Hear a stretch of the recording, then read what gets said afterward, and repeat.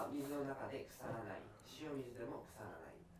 はい、ですね、日本ではですね、木を、水の中に浮かべたりですね、海面に浮かべたりして、乾燥させる、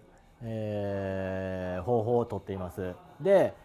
水の中にですね、木を入れておくと腐るのではないかという、心配はあるんですけれども、実際はですね、全く、そうではないということになります。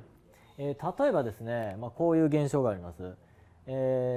こう川とかですね、海とかに、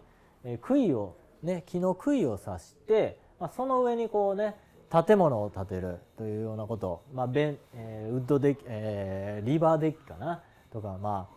ウッドデッキを作るとかの時にですね、こう木の杭を刺す、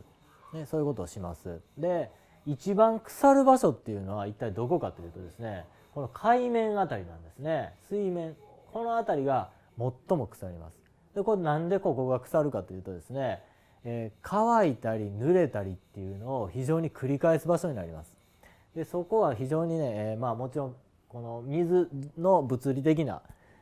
アタックにもよりますけど、非常にこうダメージを受けるね。で、そういう場所が一番危険、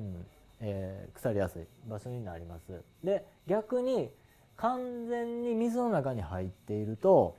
木っていうのはその状態をずっと維持して、生きていく、そういうふうな性質を持っています。ですから、川の中とか海の中に、木を入れといても腐りません。もちろん、こういう場所はね、どうしてもほっといたら存在しますんで、定期的に、木を回転させてですね、いつも全体が、水に、濡れているという状態を作っておく、そういうことをして、木を順番に乾かしていくという方法をとっています。